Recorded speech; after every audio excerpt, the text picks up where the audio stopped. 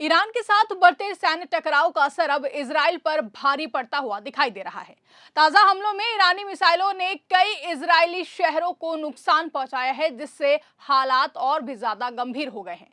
सबसे पहले आप ये खबर देखिए। लिखा है, इजरायली टैंकों का कब्रिस्तान बना लेबनान, हिजबुल्लाह का 100 मरकेवा तबाह करने का दावा। जी हाँ दोस्तों, इस जंग में इजराइल अमेरिका के साथ खड़ा जरूर है, लेकिन अब वही रणनीति उस पर उल्टी पड़ती हुई नजर आ रही है। कहा जा रहा है कि ईरान के खिलाफ अमेरिकी हमला इजराइल के दबाव में ही हुआ था। इजराइल के प्रधानमंत्री बेंजामिन नेतन्याहू पहले ही इस कार्रवाई के पक्ष में थे और चाहते थे कि साल की शुरुआत में ही ईरान पर हमला किया जाए। लेकिन अमेरिकी राष्ट्रपति डोनाल्ड ट्रंप को सेना के शीर्ष अधिकारियों ने आगाह किया था कि बिना पूरी तैयारी के ईरान से टकराना भारी पड़ सकता है और इससे बड़े पैमाने पर नुकसान भी हो सकता है। इसी चेतावनी के बाद रणनीति में देरी हुई और तैयारी के साथ कार्रवाई की गई। हालांकि इससे पहले ही इजराइल ने गाजा और लेबनान में मोर्चा खोलकर हालात को और भी ज्यादा खतरनाक बना दिया था। जैसे ही ईरान के खिलाफ हमला शुरू हुआ, लेबनान से हिजबुल्लाह भी मैदान में उतर आया और उसने इजराइल पर तेज हमले शुरू कर दिए। अब जो तस्वीरें सामने आ रही हैं वो इजराइल के लिए चिंता बढ़ाने वाली हैं। हिजबुल्लाह के हमलों ने इजरायली सेना पर दबाव बढ़ा दिया है और हालात इतने ज्यादा तनावपूर्ण हो चुके हैं कि खुद सैन्य नेतृत्व ने भी स्थिति की गंभीरता को स्वीकार किया है। लंबे समय से जारी इस संघर्ष ने इजराइल को एक ऐसे मोड़ पर लाकर खड़ा कर दिया है जहां से हालात किसी भी दिशा में जा सकते हैं।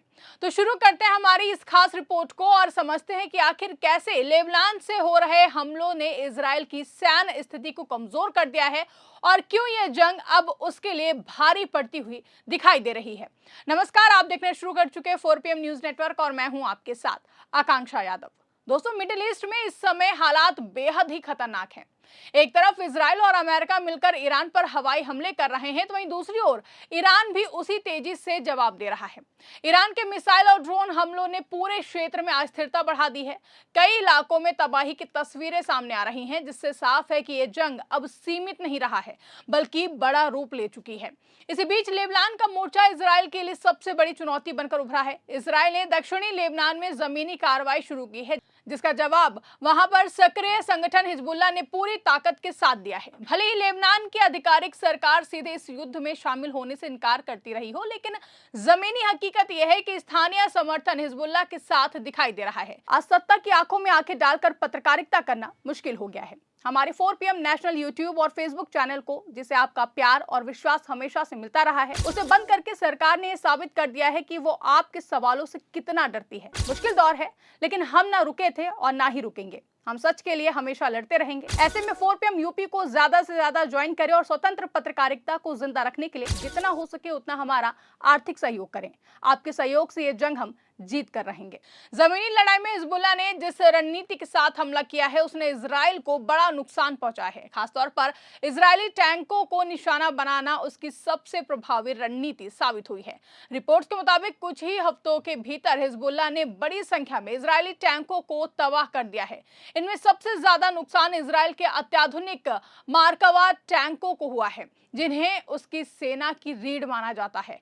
बताया जा रहा है कि इन हमलों में गाइडेड मिसाइलों और ड्रोन का इस्तेमाल किया गया है, जिससे टैंकों को सटीक निशाना बनाया गया है। कई रणनीतिक ठिकानों जैसे कि सैन्य ठिकानों, सड़कों और अहम इमारतों के आसपास इन टैंकों पर हमले हुए हैं। इससे न सिर्फ इजराइल की सैन्य ताकत पर असर पड़ा है, बल्कि उसकी रणनीति भी काफी ज्यादा कमजोर पड़ चुकी है।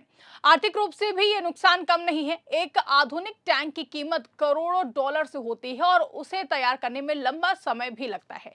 ऐसे में बड़ी संख्या में टैंकों का नष्ट होना इजराइल के लिए दोहरी मार साबित हो रहा है।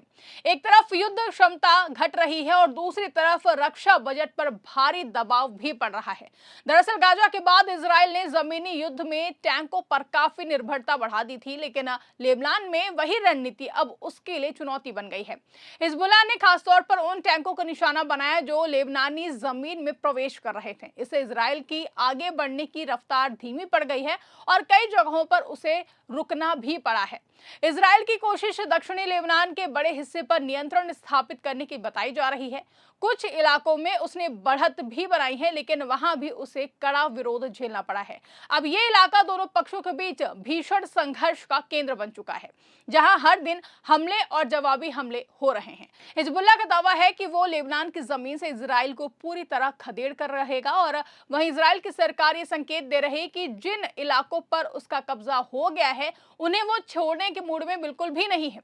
ऐसे में साफ है कि ये टकराव जल्द ही खत्म होने वाला नहीं है, बल्कि ये और भी ज्यादा तेज हो सकता है। इतिहास भी इस स्थिति की ओर इशारा करते हैं, क्योंकि 2006 में भी जब इजराइल ने लेबनान में सैन्य कार्रवाई की थी तब उसे भारी नुकसान उठाना पड़ा था। उस समय भी हिजबुल्लाह ने टैंकों को निशाना बनाकर इजराइल को पीछे हटने पर मजबूर कर दिया था। वहीं अब मौजूदा हालात को देखकर विशेषज्ञ मान रहे हैं कि इतिहास खुद को दोहरा सकता है। एक और जरूरी पहलू यह भी है कि हिजबुल्लाह ने कम लागत वाले हथियारों से महंगे टैंकों को निशाना बनाया है। जहां एक और टैंक बनाने में सालों का समय और भारी खर्च लगता है, वहीं मिसाइल और ड्रोन अपेक्षाकृत सस्ते और जल्दी तैयार हो जाते हैं। ये आसमान युद्ध रणनीति इजराइल के लिए बड़ी चुनौती बनती हुई जा रही है। ऐसे में अब सवाल ये उठ रहा है कि आगे क्या होगा। क्या इजराइल अपनी रणनीति बदलेगा या फिर हमले और भी ज्यादा तेज करेगा?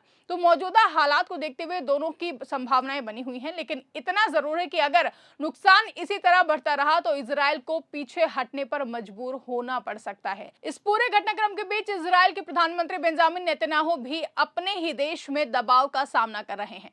लंबे समय से चल रहे युद्ध और बढ़ते नुकसान ने उनकी नेतृत्व क्षमता पर सवाल खड़े कर दिए हैं। विपक्ष और जनता के एक वर्ग का मानना है कि लगातार युद्ध की स्थिति ने देश को अस्थिर कर दिया है। हालांकि राजनीतिक विश्लेषकों का यह भी मानना है कि आंतरिक दबाव और कानूनी चुनौतियों से ध्यान हटाने के लिए भी आक्रामक नीति अपनाई जा रही है। हालांकि सरकार इन आरोपों से इनकार करती है, लेकिन ये मुद्दा देश के अंदर चर्चा का विषय बना हुआ है। जबकि दूसरी ओर ईरान का मोर्चा भी कम खतरनाक नहीं है। ईरानी मिसाइल और ड्रोन हमलों ने इजराइल के कई शहरों को प्रभावित किया है। धमाकों की आवाजें, घायल लोगों की संख्या और लगातार बढ़ते हमले इस बात का संकेत है कि इजराइल को एक साथ कई मोर्चों पर लड़ना पड़ रहा है। चिंता की बात यह भी है कि ईरान ने अभी तक अपनी पूरी सैन्य ताकत का इस्तेमाल नहीं किया है। उसने चेतावनी दी है कि अगर उसके अहम ठिकानों जैसे कि पावर प्लांट पर हमला हुआ तो वो और भी ज्यादा बड़े पैमाने पर जवाब देगा। इससे इस युद्ध के और भी ज्यादा भड़कने की आशंका जताई जा रही है। ऐसे में ये सवाल भी उठ रहा है कि क्या अमेरिका लंबे समय तक इस युद्ध में बना रहेगा? अगर अमेरिका पीछे हटता है तो इजराइल की स्थिति और भी ज्यादा कठिन हो सकती है। उसे अकेले ही कई मोर्चों पर लड़ना पड़ेगा, जो उसके लिए बड़ा रणनीतिक संकट बन सकता है।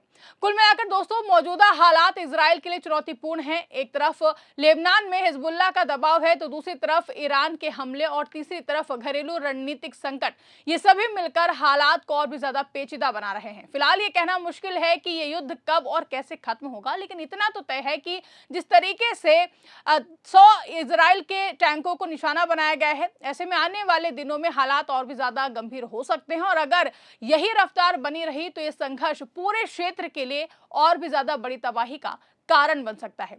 फिलहाल के लिए इस रिपोर्ट में बस इतना ही। अगर खबर पसंद आई हो तो उसको ज्यादा से ज्यादा लाइक और शेयर करना ना भूलें। चैनल पर नए हैं तो चैनल को सब्सक्राइब जरूर कर लें और देखते रहिए 4PM न्यूज नेटवर्क।